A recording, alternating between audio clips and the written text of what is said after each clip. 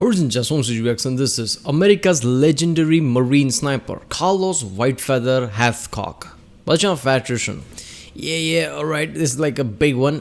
1.2 hour long. It's a documentary level shit. Yeah, so it's gonna be really good. His recent videos have been really long and like really detailed, right? Which is like awesome. I guess he did what's similar like I don't know, like Maxer was doing, right? Video game channel. He used to make videos, then he like, wait a minute, this is like I can do better quality editing and basically scripting, so he started to make even bigger ones, right? So I'm guessing this is similar to that because his previous videos like were really good. It was like long, stressed out, right, in more details, and apparently details matter because it can really give you the feel of it, right?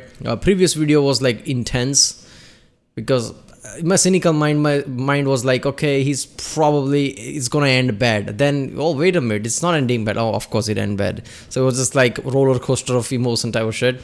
I don't know if this video is gonna be like that or not, but yeah, if it's longer video, right, you go through the journey of the story, right? By the like 40-minute mark, 15-minute mark, you're like, oh my god, this has been an awesome story, but it's gonna end bad, right? And then it just like very end comes. I don't know, usually some badass guys do live to 70-80 years old and like, wait a minute, look at that, their life has been really turmoil, chaotic, and somehow they lived full life. So that does happen in Patterson stories usually, right? The stories that he choose, but sometimes obviously like inevitably it does end bad. So I don't know how this is gonna go, but it's about sniper, so it's gonna be fun. Let's watch it. This is my 5th attempt at making this video in the past 2 years. Portions of this story have been told and retold across books, newspaper articles, and the internet for decades. And with every retelling, more and more doubt gets cast upon this story's validity because the events seem that unbelievable. And because of that, I felt that it was very important to not only be able to tell this story in its entirety, but to be able to prove that it was not only plausible, but probable along the way. That being said, I've been waiting 2 years to say this next part.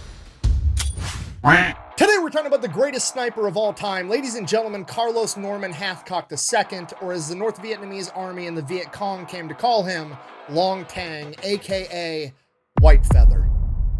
Wait, we gotta get the sponsorship in, then we can have the rest of the story uninterrupted. This video is brought to you by Ridge Wallet. Okay, look, here's the deal. They've sponsored the channel before. You guys already know it's a minimalist wallet that you can stick in your front pocket. That way you're not having this gigantic Gutenberg Bible-sized dad wallet sitting in your back pocket. So why am I bringing this up again? Well, because one, they're paying me. I'm just gonna be honest with you. And two, there's never been a better time to upgrade your wallet because right now through September 13th, they're having their summer sweep. They better be paying you if you're sponsoring it. I guess that's how it works. And it's 1.2 hour long documentary. So yeah, a lot of editing. So better be paying you, I guess, I don't know. They're going to be giving away a grand prize of the winner's choice of either a gold-plated Cybertruck, $100,000 in cash, or a $140,000 Hennessy Velociraptor. Now, I'm not allowed to tell you which one I would pick, but I can tell. Come on, man. We all know what he would pick. $140,000 Hennessy. And I would pick Hennessy, right? Look at that shit. First of all, I love 4 Raptors. I know what a Velociraptor is. Like, there was a Top Gear episode on it. I'm guessing this is more updated version of it. Look, I like electric cars. I like Tesla as well. They're ridiculously over the top tech. I love that. I'm a tech guy. But I don't know. I'm just like one of those guys. Like, I need to have that like a big... I'm pretty sure it's a V8, right? V8 Raptor supercharged. It's a Hennessy. Velociraptor. Now, I'm not allowed to tell you which one I would pick, but I can tell you I'm not taking the cash, and I definitely am not going with the one that reminds me of Lara Croft's personality. Don't you think you've seen enough? For every dollar you spend over at Ridge, you're going to get 1 entry regardless of the product, but some products are even... Okay, I might be stupid. He's talking about Tesla, right? He's not going with Tesla. That's what he means, right? The Cybertruck, yellow. Is that... What does Lara Croft do with... Okay, I don't know. You spend over at Ridge, you're going to get 1 entry regardless of the product, but some products are even worth more than that because if you buy the Cyber or the Hennessy model stuff, those are worth 4 times as many entries. And best of all, there's even a way to get entered for free, so go check that out. I'm going to have it linked in the description and the pinned comment down below. Let's get back to the video. January 20th, 1942, Carlos Hathcock Jr. is born in Little Rock, Arkansas. Fast forward to early 1946, Carlos is approximately 3 years old, and his father has just returned home from fighting in World War II. And with him, Carlos Hathcock Sr. brought home a gift for his adorable baby boy, a German Mauser, which, if you don't know, is the primary infantry weapon of the Nazis in World War II. Apparently, he had tactically acquired it after its previous owner had died suddenly. Yep, that's exactly what happened. So, presumably after rolling up and just seeing the rifle laying on the ground, he did what any American As you do, right? Go to work, bring back a big ass rifle for your baby. There you go. When he gets bigger, I guess he'll use it. There you go. would do. He picked it up, he kind of admired it and was like, huh, this would make a great gift for my toddler. So he plugged the barrel, he made it inoperable at least, and then brought it back home and gave it to his kid. So now dad's home and we've got young 3-year-old Carlos Hathcock running around in the woods outside of Little Rock, Arkansas with a de-weaponized German Mauser pretending that he's fighting. Isn't that heavy though? Aren't Mauser heavy? How heavy are they? Like, I don't know. Must be somewhat like 4 or 5 kilos or something. Multiple. I don't know. How heavy is a rifle like that? Nazis and the Imperial Japanese, just like dad. Fast forward again to when Carlos is 7 years old and he sees his first John Wayne movie where John Wayne is portraying a United States Marine. At this moment, Carlos Hathcock decides that he's going to be a Marine too. Everything else in life, school, chores, all of it is just biding time until he turns 17 years old. He can get his parents' permission to go and join the Marine Corps. 1 year after that, Okay, I don't want to pause too much. The same as the previous video about the like fighter pilot, right? Even he's like, he got like very early ages, like, oh, I want to be that. Like, he always ran top of the house just to look at that plane go at the same time, right? Like, in today's world, that shit doesn't happen. When we are inundated with all this like information, Netflix, movies, shows, God knows what, TikTok, we are inundated with everything. So indecisiveness is much higher today. Back then there weren't many things. If you get struck by something, this is what I'm doing, right? Since you're a kid, early teens, like I'm doing this and you just like focus on that. I'm not gonna lie, that's a different kind of feeling, right? Because in today's world, like rising issues are becoming like, I don't know what the fuck I want to do. That's the thing with most people. Even they go to college, like I don't even know if I want to do this with the course I'm taking right now. So that is something, right? Carlos's father re-enters the military to go fight in the Korean War, and the family is moved to Missouri, then they're moved to Tennessee. The father goes off, he fights, he comes back home, but when he comes back home, both of his parents they've always kind of had a drinking problem, but their drinking gets significantly worse, and so does their relationship. The next major formative event in Carlos's life is at his 10th birthday when he is given his very first real gun, a J.C. Higgins bolt-action .22 caliber rifle. From that point on, Carlos basically lives out in the woods, shooting cans, squirrels, birds, anything he can. And while Carlos is out in the woods, his parents' relationship continues to deteriorate. And by the time that he is 12, his parents have gotten a divorce and Carlos is sent back to Arkansas to live with his grandmother in an unincorporated village known as Geyer. Unincorporated village basically just means that they're living out. They're not dead. They're divorced. Nobody can take care. Like, why to grandmother? I guess both were like at such a point drunk that they can't take care of a kid or something. I don't know, man. That's just too fucked up, right?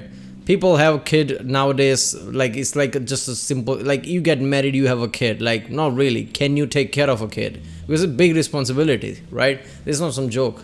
Like, that's some fucked up thing. You know, there's way too many stories I hear, like, parents just like dump the kid to somebody else or something, right? Like some grandparents or distance family, they're not treated that well. Like, their life is fucked, basically, somewhat. Even if they get better, there's psychological baggage there. That's not okay, man. Come on.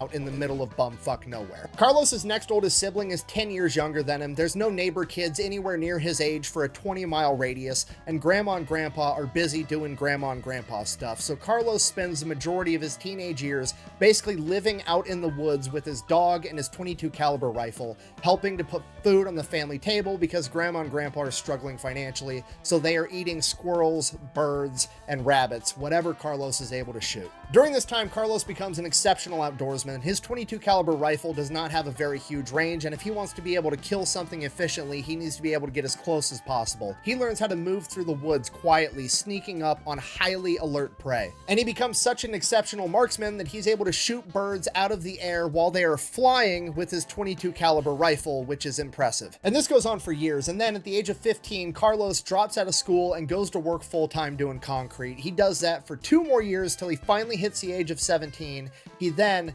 gets consent from his guardian to go and join the Marine Corps. So in 1959, at the age of 17, Carlos Hathcock goes off to training to become a Marine, and he absolutely crushes it. I mean, how could he not? He's been doing full-time manual labor for a couple of years, and the 10 years prior to that, he's basically been living in the woods by himself, learning how to become an expert marksman. Despite being the best shot out of any new recruit available, he continues to hone this skill. They have a mandatory amount of time and qualifications they have to meet in marksmanship. However, Carlos Hathcock also spends all of his free time out at the range, continuing to work on this skill when nobody else does. He doesn't just want to be a good shot, he wants— I mean, that makes sense because, I mean, if you're a teenager and you're like nobody around, you're taking care of your grandparents and like basically all your dog and just like hunting in woods, your social skills are not going to be that great, right? So when everybody's thinking like, let's go to bar, let's just, hang out, this and that, his probably first thought is like, let's go to the range and do things I've always been doing.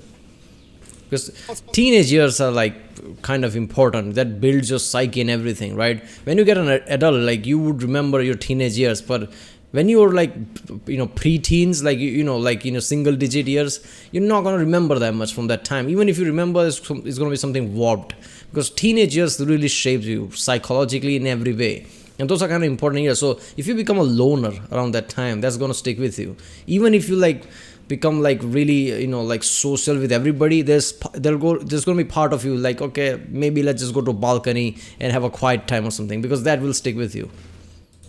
Wants to be the best shot, and he wants to be able to do it from every single position the Marine Corps utilizes at the time. They do standing, prone, sitting, kneeling, and they have the infamous squat position at this point in time, also commonly referred to as the rice paddy prone, and Carlos practices all of them and masters all of them. It is at this point that Hathcock begins to develop what he calls his bubble, which is essentially his aura of concentration around taking a shot, where nothing in the world gets any attention other than his target and his crosshairs. One of his instructors once said, and I quote, "An elephant could crap on Hathcock's head, and unless the load blocked the sights, Carlos would never even notice." So Carlos is already just naturally— Basically, yeah, every time you're in a video game, you zoom and there's a button to focus and you hear the breathing and everything quiet down. He literally does that. That's some strong level of ability, right? Because in today's world, at least sometimes whenever I hear a noise, I get distracted, like, what the fuck, that type of way. Focusing becomes a real problem in today's world. Actually immensely talented at marksmanship, but he's also completely obsessed with getting better. That's all this guy cares about. And it just reminds me of something one of my coaches used to say: hard work beats talent when talent doesn't work hard. And I probably heard this coach say that 50 times over the course of a couple of years. And then finally we had this new guy that raised his hand and said, "But coach, what if talent does work hard?" To which my coach replied, "You should probably stay out of that motherfucker's way." And in the case of Carlos Hathcock, that would prove to be correct. Carlos finishes training, gets MOS qualified as an 0331, a machine gunner, and then immediately gets sent over to Hawaii and stationed there because that's where the Marine Corps rifle team is. So Carlos goes over to Hawaii, reports for his new duty station, gets settled, gets signed up for every marksmanship competition they have scheduled, shows up to the very first one. It's a 600-yard event. Now, Carlos is here because he's a great shot, but he's also the new guy. He just got out of training. All the big dogs are here. This is where the Marine Corps rifle team is at. Like, he's not expected to do well in these competitions. Yeah, I mean, how many people are there like that, right? In military and Navy SEALs and things, who have talent. And what is talent, right? Like he said, like focus at a level that he won't notice anything because he's just focused. That's a talent. You can't just do that. You can't just practice that, right? There's certain things that's just talent. You just do that. Not everybody can do. On top of that, you work harder than everybody else. It's like all the checklist you just check, basically. All the skill is like 100. If this is a video game, every stat is just like he just put cheat code there and put everything at 100 type of shit, right? So that's some next level shit. Whenever somebody does that, yeah, it's gonna be too overpowered, right? Only thing I can think of, because I've been watching, since I was a kid, like WWE and UFC and shit like that, I'll think of Brock Lesnar, right? Now, how Brock Lesnar, he has talent. It doesn't matter what. Obviously, steroids, a lot of roids, but everybody does roids, right? So he has certain type of talent, let's just say, with strength and explosiveness. On top of that, he's not the guy like John Jones or something who just basically go out, hang around with people, go to bar and just like do shit. No, he's a loner. He goes hunting, right? He doesn't like to mingle around people. All these things shows everything he has done in his life. He just instantly did it with not much of preparation. He didn't spend like decades in UFC. He just did that for 2-3 years and he was like a champion. Indubitably, in just 2-3 years, he was like bigger than most people because he put all the focus in something, and top of that, he has talent and obviously size and shit. So whenever somebody's focused like that, they have talent, and top of that, they also work hard. That's insane. Competitions at all. He's the newbie that they need to take under their wing and train, and he's the next generation of shooter, and this is going to be his first competition just to get his feet wet, is what everybody thinks is going to happen, and then Carlos wins the entire fucking thing. Pretty much immediately after winning this competition, he is given an official spot on the Marine Corps rifle team, meaning that this is more or less his full-time job now. Like, yes, he's a machine gunner, but his day-to-day job is going to be going and improving his marksmanship to be able to show off how great the marksmanship in the Marine Corps is, which is great for Carlos. It's basically his dream job, and on top of that, it's 1960, it's a time of peace, there's no prospects for war on the horizon, and there's really nothing else for a machine gunner to be doing, so the rifle team is a great spot for him. Carlos spends the next 2 years there, continuing to hone his skills, winning all kinds of competitions, and one of the people that he meets there that's also on the rifle team is a lieutenant by the name of Jim Land. And Jim Land has this dream that he wants to bring back sniper school and make it a permanent fixture in the United States Marine Corps.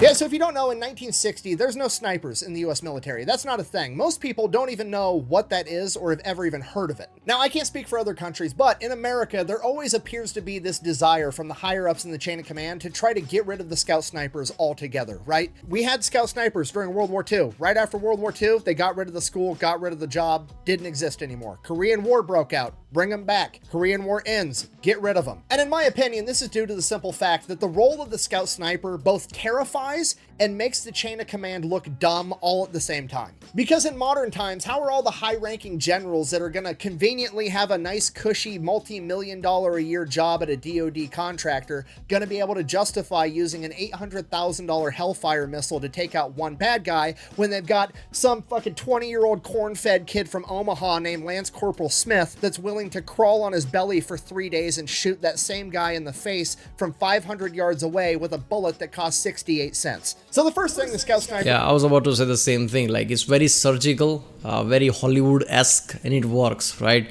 So when you're talking about World War II, like, that was an insane logistical war. Like, look at the numbers of everything, right? So from their point of people like, okay, by the way, we need million tanks, million Hellfire missile, million Apache helicopters, this and that, a million F-15s and whatever around this time, right?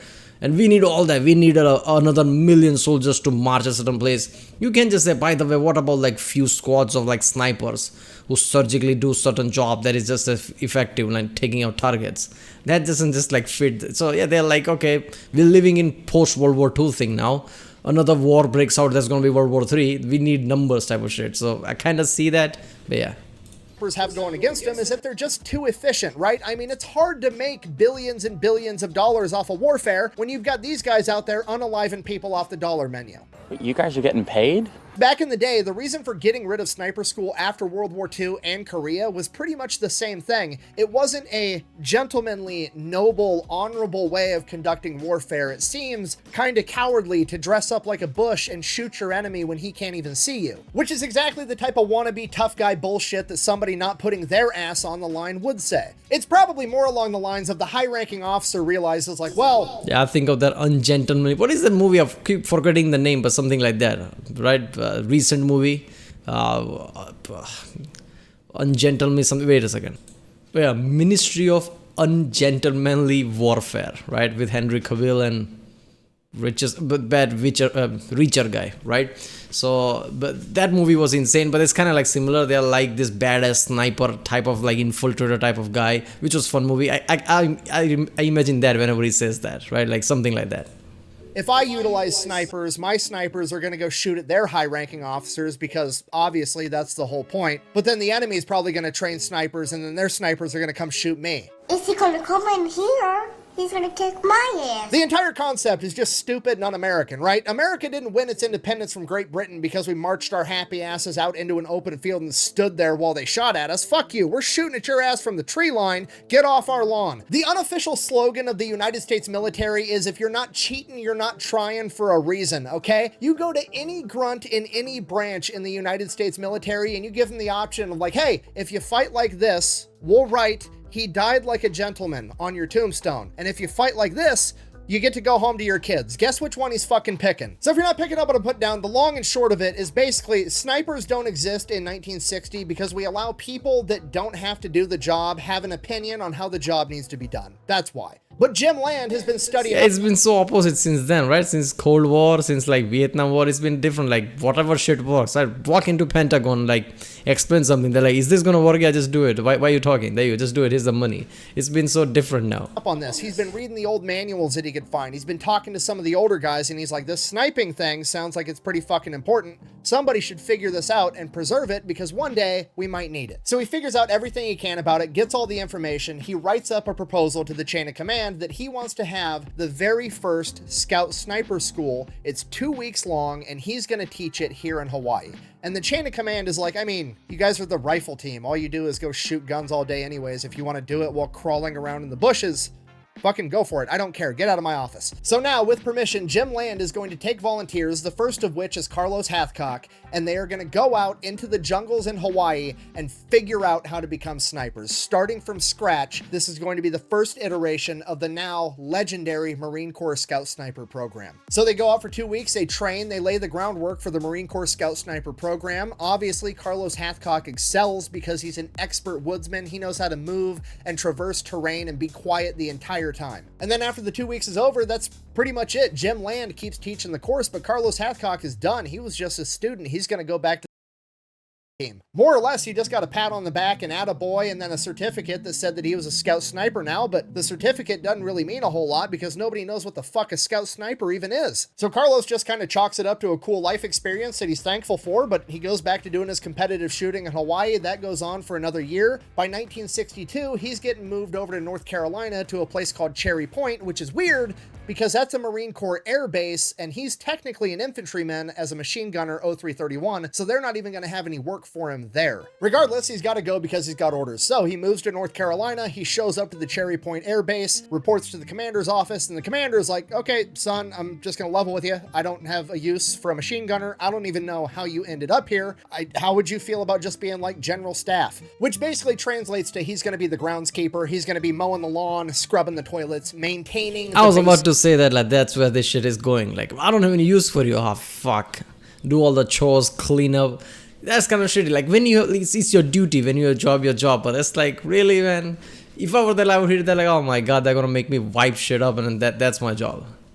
Facilities, which to Carlos Hathcock is an absolute nightmare. He does not want to spend the next 3 to 5 years of his career being a glorified janitor for this airbase. He feels like he has just been punched directly in the gut the minute those words left the commander's mouth. Yeah, and also, like, that would stick with you, right? Like, next time, who's this guy? What does he do? Like, yeah, he cleans shit up. That's gonna hurt your reputation as well. Like, that's fucked up. That's your order, and somehow that's gonna hurt your reputation as well when somebody's like, what is his job? What does he do here? Like, he doesn't do anything because he's a gunner. Why would he do anything? So, like, you're kind of stuck in this kind of limbo, isn't it? The commander, seeing this look of horror on Hathcock's face, starts laughing. He's like, "Son, relax. Your buddy Jim Land called me. He made sure that you came to this airbase because we have one of the best shooting teams in the country, and you're going to be competing for us now." You son of a bitch. To which Carlos, like, huge relief, he gets to just continue shooting and training people how to shoot all day, every day. It's his passion in life. It's the perfect job for him. He gets to keep living the dream. But here's the thing. At this point in time, Carlos Hathcock is a private. And as a private, he's living in the barracks with a bunch of other Marines. And all the other Marines start to notice that Carlos he's a little bit different. Carlos isn't just into his job and enjoys shooting. This man is obsessed with shooting. He stays out at the range every night until it's too dark to keep shooting, and then he comes back to the barracks. He'll drink and smoke like a normal Marine, but he's not going out chasing women. He's not going to the bars. He's staying at the barracks with his rifle next to his bunk, practicing dry firing from all of the firing positions. And just to be clear, he's doing this for hours on end on a concrete floor, okay? Some of these firing positions, like the prone position or the rice paddy squat, are not fun to hold, and this guy is doing it for hours every single night. He's basically practicing death yoga while he's smoking and drinking. It's the most Marine Corps shit I've ever heard in my entire life. So after witnessing this go on every single day for months, the rest of the Marines in the barracks are like, okay, we gotta get this guy laid. From now on, your dick is my dick. I'm getting you some pussy. So one of the Marines is dating a girl that's a teller at the local bank, and there's another girl at this very same bank that's single, so they manage to set Carlos Hathcock up on a blind date. He shows up to the bank, introduces himself. Hi, I'm Carlos Hathcock. Her name is Josephine. They go out on a date. They both fall in love immediately because Carlos Hathcock doesn't miss. Very next day, he's out at the range all day. He's training people, getting training in. That's his job. The normal working day comes to an end, and Carlos does not stay on the range until sunset like he has every other day. No, Private Hathcock goes into town and buys a brand new car because he has to keep impressing Joe, and he needs that car to take her out on dates, which is the most private in the military shit I've ever heard in my entire life. Every single private finishes training, goes to their unit, and then goes and buys a brand new V6 Mustang or Camaro to impress women. And he spends absolutely all of his money on this car. The only thing he has left in his budget is enough money to keep getting his hair cut, which he absolutely has to do anyways. But you know what? It was worth it because Carlos and Josephine ended up getting married. They moved in with one another, and now Josephine's the one that has to sit there and watch Carlos do dry firing drills on the living room floor every single night before bed. What the hell? Are you out of your fucking mind? Relax, Lois. I was aiming for the mailbox. I'm just trying to make a point. Good morning, Lois. And this goes on for years. In 1960, And Peter, that character is insanity, right? Every single time he moves and you can feel his thought, right? You can feel where he's going. He's all like, you can use Family Guy's scene for anything you want to talk about. That's awesome. he ends up setting a record for the Marine Corps long range A course, scoring 248 out of 250 possible shots, a record that to this day has never been broken. In the fall of 1965, he would win silver in a national match competition, which is a huge deal. He would also be recognized as a distinguished marksman, which is essentially being granted the rank of Jedi as far as competition shooting goes. And then, that very same year, he would win the Wimbledon Cup. And no, not the tennis thing, okay? The Wimbledon Cup is awarded for whoever wins the 1,000-yard high-powered rifle marksmanship competition, and whoever does that is considered to kind of be the best rifle marksman on the planet at that point in time, and in 1965, it was Carlos Hathcock.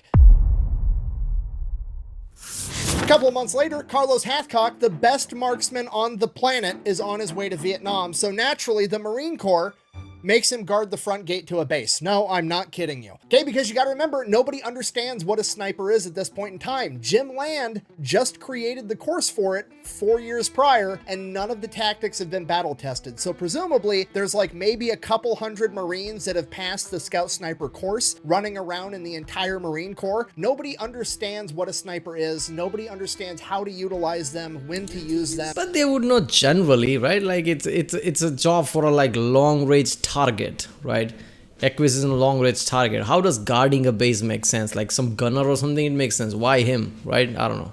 And what they're doing. So when they're trying to figure out where to send Hathcock over in Vietnam, all they see is that he's an 0331 machine gunner that has not been attached to an infantry unit and has not been training with a machine gun for the past 5 years, so they don't feel comfortable sending him into combat, so they just have him guard the front gate. I mean, I guess to be fair, it's probably the safest front gate in Vietnam. No bad guys getting within 1,000 yards of it. And this goes on for the first 4 months that Carlos is in Vietnam, him being assigned as an MP guarding the front gate to a base. Carlos Hathcock absolutely hates it the entire time. But then Jim Land gets deployed to Vietnam and he has permission. I mean, he's like the most famous sniper after winning the Wimbledon Cup, right? At least they know that. Like, you don't have a use for a long range gunner or something. You don't understand sniper, right? Like, it's a long range target attack or whatever the fuck. Utilize, how hard can that be? You don't understand the concept of sniper, then don't use it like that. Use him as a, like anything you want to attack from long range.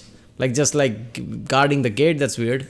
To round up a bunch of other scout snipers that have already went through his program over the course of the last 5 years, and he gets to pull them aside into their own scout sniper platoon where they get to experiment, test, and refine all the methods that he has been teaching for the last 5 years. And obviously, the first person on his list to grab up is his very first star pupil and gate guard, Carlos Hathcock. Thank you! So they get this platoon of scout snipers together. They go out to what's going to be their new headquarters for the rest of the deployment. It's right outside of Da Nang called Hill 55. And right out of the gate, this entire operation is a good old-fashioned military shit show, right? Because there hasn't been snipers in the Marine Corps since the Korean War. There's no doctrine. There's no instructions. There's no, here's how we operate, here's what we do. They have to figure all that out and just wing it. And if that wasn't bad enough, because there hasn't been snipers in the Marine Corps since the Korean War, they don't have any sniper rifles in the Marine Corps. So they don't even have guns. They're just out there being snipers with M1 Grands and iron sights. Obviously, that's not going to work. So Jim Land just ends up getting a bunch of civilian hunting rifles with scopes sent over to Vietnam and giving those to the men. And Carlos Hathcock ends up with a Winchester Model 70 chambered in 30-06 with an 8X scope. Land also somehow manages to get his guys match grade ammunition, which is like a higher quality, more accurate ammunition that you're going to want if you're shooting at long ranges. From there, they get the operation underway. They go out, they start conducting missions, they start developing. Yeah, as far as I know about 30-06, it's like a really accurate at long ranges, right? I mean, not compared to 50 calibers, but I don't think did they even have like 50 caliber snipers? I don't think they had this, right? So 30-06 is the closest thing you can have for long ranges, right? The doctrine, figuring out what works and what doesn't, laying the groundwork for what is going to become modern sniping in the United States military. And then the chain of command chimes in with brilliant ideas, still not really understanding what these guys are trying to do. And they're just like, oh, hey, well, since you're like experimenting and, you know, developing stuff or whatever over on Hill 55, what if we just start sending you new guys that haven't done the Scout Sniper program previously and also aren't professional marksmen? And then you can just, you know, train them how to be scout snipers in a live combat zone on the fly for funsies. Does that sound good for you? Don't really care what you think. Do it anyways. Okay, bye. That would be great.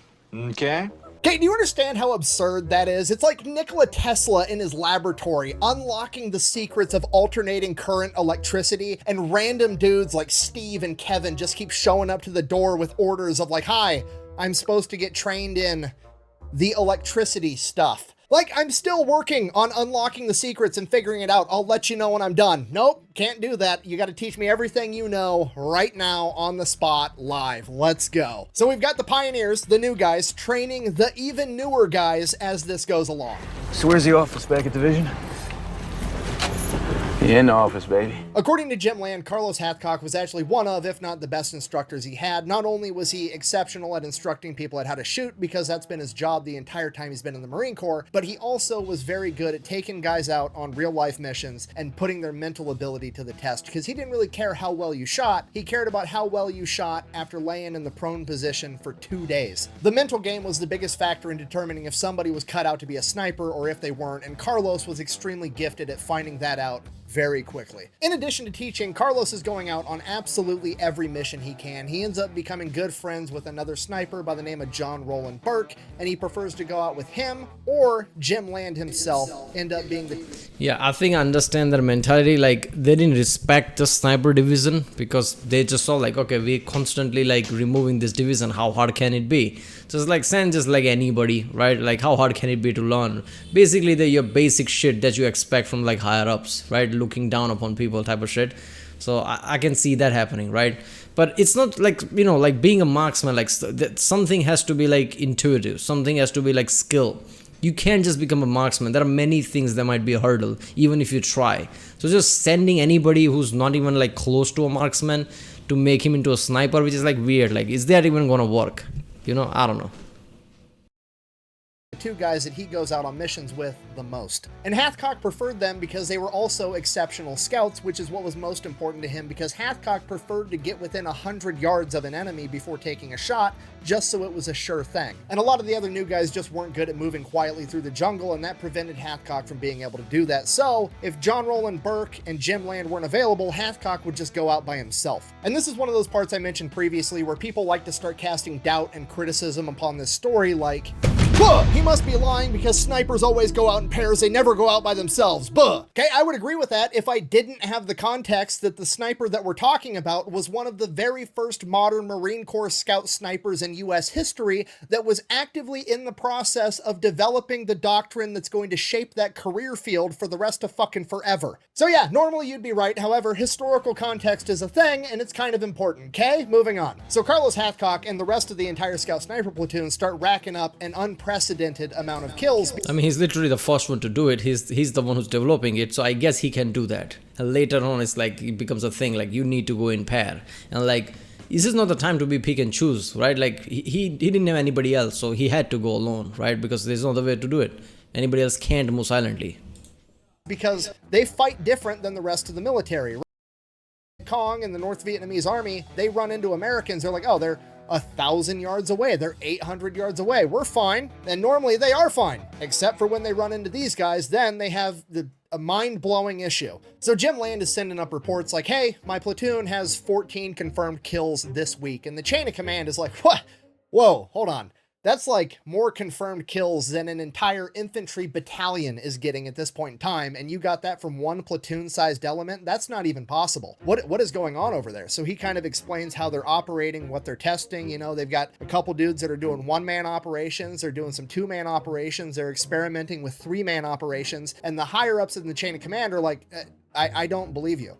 You know, these 2 or 3 or 1 guys could just be lying and having a gentleman's agreement to pad their stats. I'm not going to trust this. The only way that we're going to recognize confirmed kills from this unit is if a commanding officer themselves witnesses it, which is absolutely an insane criteria, right? Especially with how a sniper operates, because now the only way that you're going to be able to get a confirmed kill is if Jim Land or another officer goes out on a mission with you, or if you're up on the hill performing Overwatch duty and there's an officer also performing Overwatch duty with you, which actually ends up being how most of these guys got their confirmed kills, and all the kills they got when they went out on missions didn't actually count. Because obviously they weren't always able to take an officer out on a sniper mission with them, so those kills were never able to be confirmed and weren't counted. So it's kind of a silly standard, but Carlos didn't care at all. He didn't care about the stats, he didn't care about the glory. But at this point of view, can this officer say like, I believe my people, and I'm just gonna say, I guess you can't do that, right? Like you have to duty logs and things. Who went there?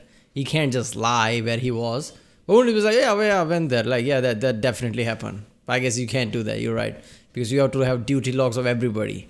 When was the commanding officer where he was? He can't be 2 places at once. Even later in life, when he was asked in interviews how many kills he thought he had, he genuinely had no idea. He could estimate a rough range, and that was about it. Hathcock didn't take pride in killing the enemy. He took pride in the fact that he was the one being put in the dangerous situations in the first place, because he truly believed that he was the best man for the job. And if he didn't go, they were going to send someone else out. And if that person got hurt because they weren't as good as he was, that was going to be on him. Because of this, Carlos was going out on every single mission that he possibly could. According to Jim Land, it was impossible to keep Carlos from going out. It was even tougher to reel him back in. The man was harder than woodpecker lips. Because of this, Hathcock starts racking up a ton of kills. Some of them are confirmed when he's going out with Jim Land, some of them are confirmed when he's on Hill 55, and a ton of them aren't confirmed when he's going out by himself or with John Burke. However, Carlos genuinely doesn't care. He's just going to work. Somewhere early on in this process, he stumbles across a white feather. He's not exactly sure what kind of bird it came from, but he thinks it probably came from a chicken. So he picks it up, sticks it in his boonie cap, and he leaves it there for the rest of the time he's in Vietnam. Okay, that's absolutely crazy for a sniper to do. White is not a very common color inside the jungles of Vietnam, and having that color on him is going to stick out like a sore thumb while he's trying to wear his camouflage and everything else and go unnoticed. And when he was asked why he did it, he said he was basically taunting the enemy, like, here I am, come get me. He was rubbing it in their face that he was the best, and he knew it. Now, on one hand, I feel like this seems incredibly reckless and uncharacteristically arrogant for him, but on the other hand, I think he did it on purpose, and it lines up with his code of ethics perfectly. I think he did this on purpose to protect the guy that went out. See, the thing is, there's very fine line between a daredevil and a moron, right? If you survive, you're a daredevil. If you didn't, you're a moron. So it's all in the context. Yes, it would be insanely, reckless of him if he got shot, but he didn't. So that means he was a flex, right? Because he was the best. He knew how to get, hide behind the jungle, move quietly. So feather is not going to be the deciding factor if somebody spots him and shoot him type of way, right? And it's a single feather, and that wasn't that big of a feather. It's not like one of those, what is the Victorian era head feather, big ass feather type of shit. It was small feather, so that's not going to be a deciding factor, is it? out with him, whether that was Jim Land or John Burke or anybody else, because he got them in the situation where he took them out on this incredibly dangerous mission that he volunteered for because he was the best. And I think he felt that if another enemy sniper or an enemy spotted them first, that feather would mean that they saw him first and shot him and gave his partner a chance to get away. I think the single quality that separates a boy from a man is when you make somebody else's well-being your personal responsibility. Carlos Hathcock wasn't just a man, he was the man, because he made absolutely everyone's well-being his personal responsibility. I think Baldur's Gate 3 has a trait right there, like that, right? I'm pretty sure, is it a trait, is it a perk, is it Baldur's Gate 3? I'm pretty sure it's Baldur's Gate 3, where you like, enemies attack you first or avoid for somebody else. Right, it is Baldur's Gate, I don't know, like one of the games. I'm pretty sure it's Baldur's Gate 3, where they attack you and prioritize you first type of way. As time passes and Carlos continues to rack up more and more kills, the enemy becomes more and more aware that there's a hotshot sniper out there always wearing a white feather, and they start calling him Long Tang or White Feather. And as Carlos's reputation grows both with the enemy, the scout sniper platoon, and his chain of command, so does his experience. And with that experience, he starts to develop his doctrine, his standards, his operating procedures, and how he does things. He now realizes that he for sure operates best in a pair, and his number one right-hand man is John Burke, that he wants out there with him on every single mission possible. He also figures out that the best way to go out onto a mission is not to be inserted by helicopter with his pair, but to link up with another local infantry unit and go out with their entire platoon, and then him and his spotter will peel off from that platoon and then go out on their 1, 2, 3, 4, 5, 6 day mission by themselves. But that is the best way to be inserted and go unnoticed. He also creates a rule. Basically, if you play Fallout New Vegas and you have Boone with you every time, which you basically do, you find that really early. Not early, literally the earliest, if you don't get the ED robot, which you probably won't have the skill to do it. So Boone is the first one, and he's like one of the deadliest one. You're probably gonna keep him around. So that's like type of way. That a sniper fires from a position 3 times, no more, and then he moves to another position. But on one occasion, he would violate that rule. At first, it wasn't any different from what had become his new norm for a mission. Him and John Burke linked up with a different infantry company, went out with a platoon-sized element on their patrol, and at some random point that they picked themselves, they peeled off and went off, just the 2 of them, to go do their sniper thing. And while they're going out, they had planned to go out and stalk for 6 days. They brought just enough food and just enough water for that, and that's it. Hathcock always packed light. He only brought whatever he could fit in his pockets. He never went out with a rucksack or a bag of any kind. They're a couple hours into this patrol or this stalk, and they come across this great overlook position, overlooking thousands of yards of rice paddies, and right down the middle of it, there's this levee where there's a ton of water to make it through. So they post up right on the wood line with rice paddies, then this levee, and then more rice paddies on the other side. It's perfect because if the enemy is on the other side of that levee, they're going to be able to engage the enemy, and the enemy is going to have to try to make their way through all that water in the levee, and they can just start picking them off one by one,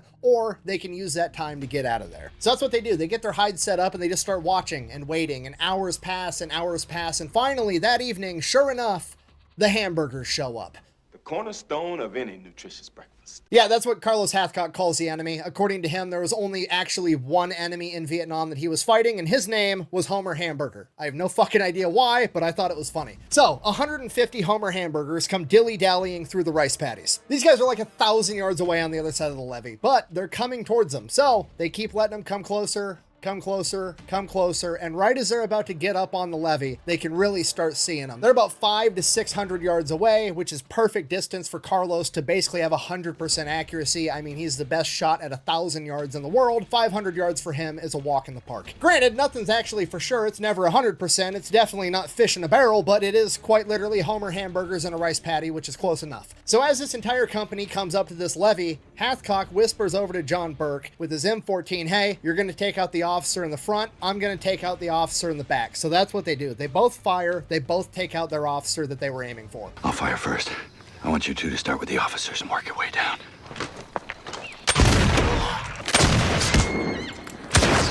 So now there's like 147 Homer Hamburgers looking around like, oh shit, what do we do? And the third and final officer takes off running. Believe it or not, it's pretty hard to run in a rice paddy, and you can't run very fast, but he also didn't have to run very far, so At least on the bright side, he didn't die tired. So at this point, Carlos is shot twice, John Burke is shot once. That's 3 shots from one location. They got to bounce. But for some reason, Carlos is like, hold on, let's wait a second. Because as he's watching this like 147 dudes, they're just standing there. They don't know what to do. They just bunker down out in the open in the middle of this field and don't do anything. So Carlos is like, I mean, I know we're supposed to move after 3, but I guess we can just sit here and pick them off until they do something. Now, if you're an American, this seems weird to us because in the American military, if you take out the officer, like, congratulations, you've just taken the regulator off the ass-whooping machine. Now you've got a bunch of pissed off grunts that are looking to get creative, and you're about to find out the hard way it's never a war crime the first time. But in a bunch of other militaries, especially historically, the further we go back in time, they aren't trained to improvise and win anyways. They're trained to hunker down and await for further orders before they do anything, and that's what these guys are doing. And apparently these guys didn't have a radio with them because the orders never came because they just kept sitting there, and Carlos just kept picking them off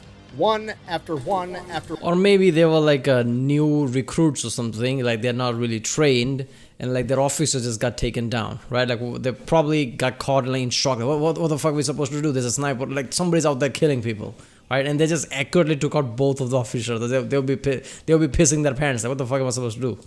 One. In his own words, every time one of them would peek up their head, they'd lose their haircut. Now at this point, Carlos considers calling in artillery because he does have a radio and he does have artillery waiting on standby, but he thinks that that's going to play into their favor because if he fires artillery, they're in a rice paddy. So those artillery shells are going to be landing into the water of the rice paddy, drastically decreasing their effectiveness. And then as soon as the first shell lands, all the guys can call, incoming, dive into the water of the rice paddy, ride out the volley, get up, run. They do that 2 or 3 times, they're home free. So he's just going to keep them pinned down, and he does it all day long until nightfall. So when the sun goes down, Carlos finally calls in for artillery, but it's not normal artillery. He calls in for star clusters and just lights up the sky over this rice paddy so that he can see what's going on and keep them pinned down all night long. Once it became apparent that they understood that they were going to be pinned down all night long, Carlos and John Burke took this opportunity to move to a different location. Next morning, first light, the Hamburgers have mustered up the courage and come up with a plan that they are going to try to directly assault Carlos Hathcock, or at least his general direction, by running through a levee and about 500 to 600 yards of rice paddies, and surely some of them will make it there. Yeah, that plan didn't last very long. They decided that was a horrible plan right around the time Carlos and John had to reload. So they hunker back down pretty much in the same exact spot, not knowing what to do. They just start like randomly firing at where they think Carlos and John are from 600 yards away with their AK-47s. So it's not very effective fire, even if they were shooting where Carlos and John were, but they're not because they're shooting at their old spot that they had yesterday. From here, Carlos just goes back to keeping them pinned down, just playing whack-a-homer. Every time one pops up, they lose their haircut. They know that they can't move and they're stuck there. And Carlos is perfectly content with just letting them sit there and bake in the sun all day long, because the more dehydrated and tired they get, the less likely it's going to be that they're going to get away. All of that, wouldn't they be just like, okay, like we give up type of white flag? Wouldn't they be able to surrender? Like this feels like really dark. Like they have to, like, one by one, they're like, officers are dead. They're caught, like they don't know what the fuck you're supposed to do. Just surrender. How hard is that? Like you're gonna stay there until they literally pick you off one by one until everybody's dead? That's insanity, man. That feels inhumane. Why can't you just surrender? Like, okay, we give up. He has basically turned this into his very own miniature war of attrition. Night comes. They light up the sky again all night long. Keeps them pinned down. The next day, same exact thing happens. Keeps them pinned down. Night comes again. Light it up all night long. Nobody in their home base is thinking like, oh, next few days they've been come back, like let's check it out. Nobody, no reinforcement. Come on.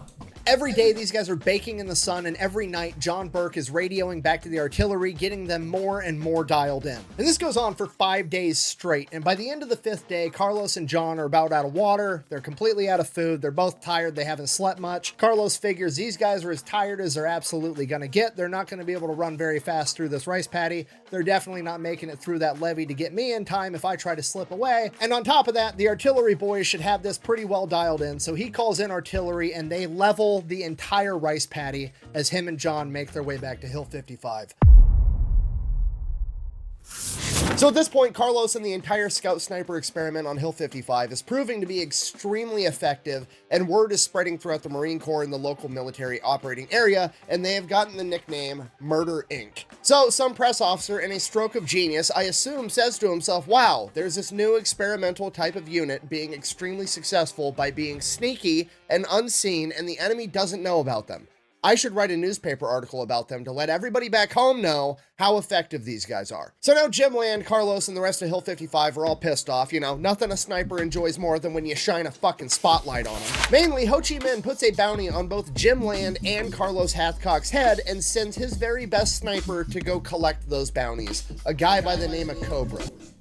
This is insanity. Oh, by the way, you're the most decorated spy from CIA. It's just like, what the fuck? Where did you get the camera? Get the fuck out of here. Like, I'm still undercover. What's wrong with you? That same thing that was a Russian newspaper did, right? Like, oh, look at those, all the military trucks and tanks going. And Putin's like, you weren't supposed to tell them? This is like still undergoing. That is insane. Sometimes people just break the news like it doesn't matter. Shit like that happens today way too much because of like openness of social media and things. You can just find anything on social media. You'll probably find literally anything. Somebody somewhere took a photo or video and there you go. Secrecy is like, I don't know how like this secret agencies still work, like CIA and all that, FSB, what is like Mossad and things. How are they still working in modern world where everybody has a phone? What's secrecy? Like people just take a snapshot of it. There you go.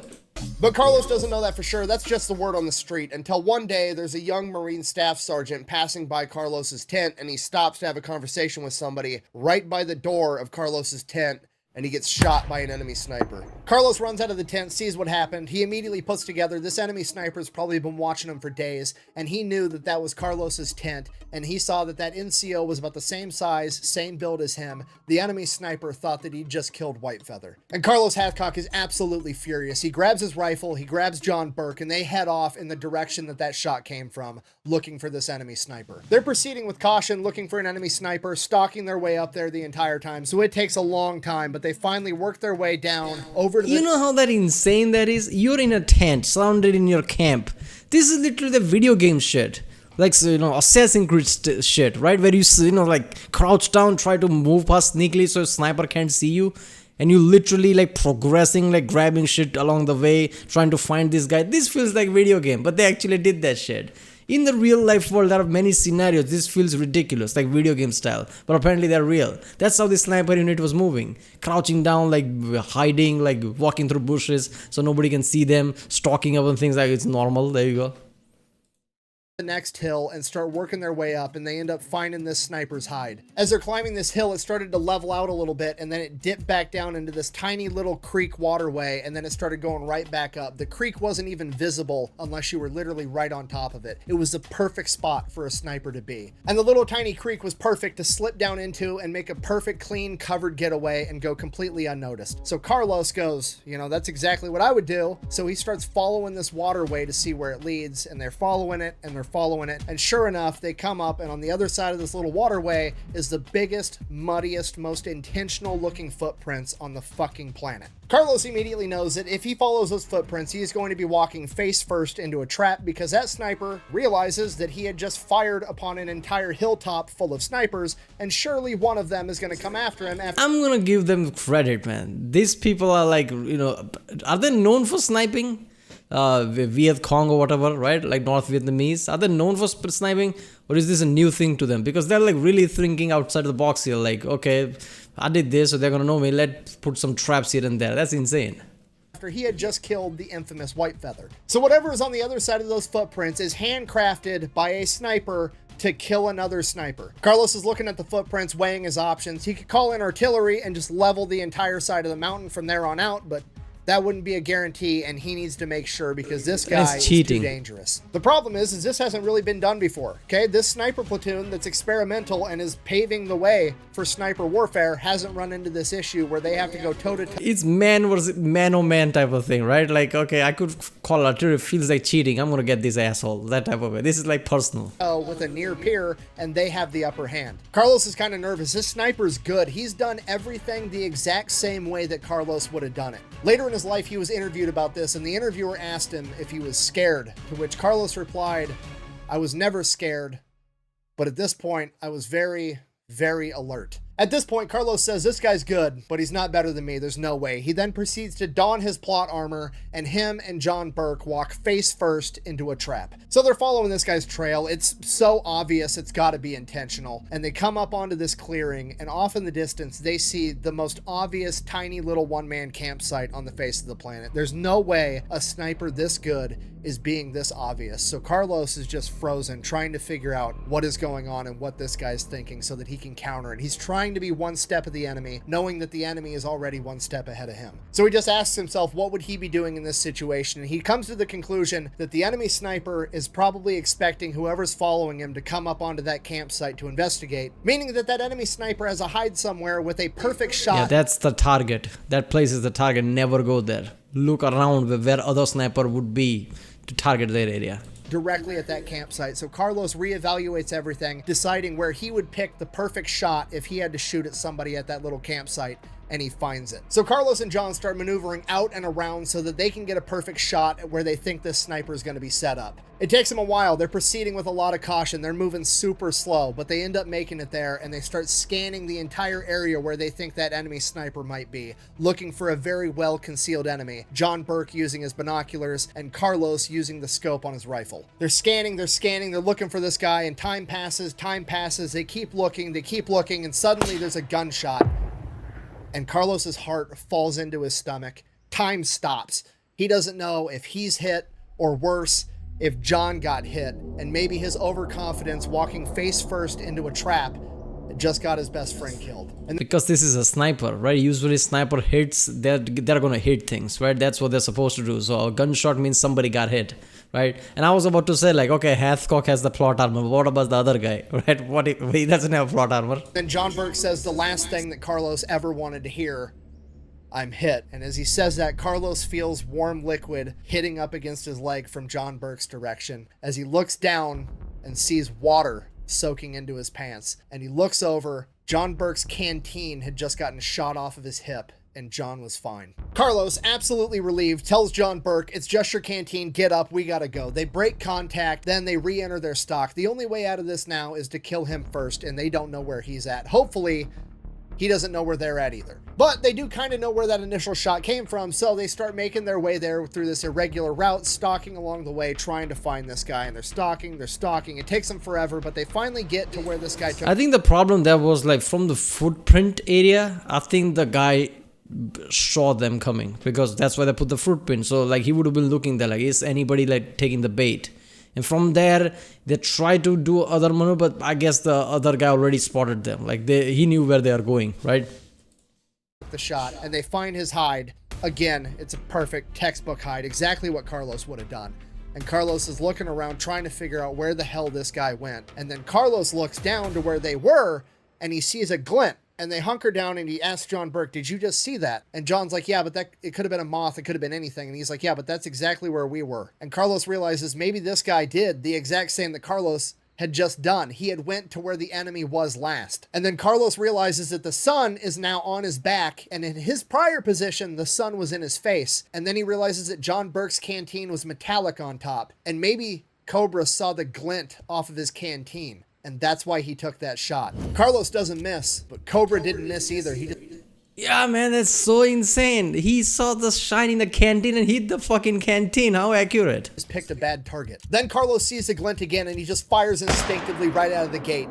And again, time stops. John Burke can't believe that he took that shot. Maybe it was a moth. Hell, maybe it was Cobra, and he has a canteen too. At least then they'll be even. And they wait. It feels like forever, but it's only like a second. And out of the shadows of where this glint was, a rifle barrel comes into the sunlight, and they see it as Hathcock reloads and gets ready to make a secondary shot. The barrel falls to the ground. Cobra falls on top of it, sliding down the hill a little under this awkward resting position. They wait, they watch. Carlos is ready to make this follow-up shot, but this guy's not moving. So they finally get up, they make their way over to his body. As they approach him, John Burke realizes that Carlos is shot directly through the enemy's scope, not even touching the sides of the tube. At this point, Carlos immediately realizes for that to happen... This is some next level. This is like the movie Wanted level of, like, aiming. How the fuck did he shoot like that? Like, he saw the glint of the scope scope, and he hit the direct center of the scope in a way they didn't even hit the sides of that scope. That is some accurate shit. Cobra had to have been looking directly at him as well. Not John Burke, not somewhere else. The only way that shot was possible was for both of them to be looking right at each other at the exact same moment, and Carlos was just quicker to pull the trigger. And maybe, just maybe, the only reason that Cobra saw Carlos first and not John Burke was because of a chicken feather. Carlos actually ends up deciding that he's going to take Cobra's rifle with him. He brings it back to the base, and at some point during his deployment, it ends up getting stolen, and he can't prove that he made this shot. Oh my god, that was so intense. I love every second of that. That's so badass move of all time, right? Scope to scope type of shit. I understand why people are saying like, oh, that didn't happen, because this is too Hollywood. Of all the stories I've seen for Patrician, this is the most intense and awesome one I've heard so far, because of every small detail of it, right? This feels like straight out of Hollywood. That's why people are not believing it, but I definitely believe it, right? Because everything, Hathcock, origin, how he was when he was a teen, all he did was shooting and like bee sniping. He was sniping since he was a kid, before the program even existed, right? That's what he was doing. Right? This is basically Fallout 3. If Fallout 3, they basically give you BB gun from out of the vault and figure your shit out. That's why Fallout 3 is so good. It's like progression. This is what it feels like. He's the lone wanderer from Fallout 3 basically. This is so good, man. Alright, you know, I'm gonna stop here. I'll do the second part later. But damn, the story has been so good. Every Patrician stories are insane. And every single story is like, why the fuck can't you make all these big directors, right? Tarantino was the other guy, I forgot, who makes the, you know, like De Niro and other star them to make movie. I forgot the Irishman director, right? Why are they not making movies like this? This is insane. Right, well, if you like my next one, subscribe, and I'll see you next time.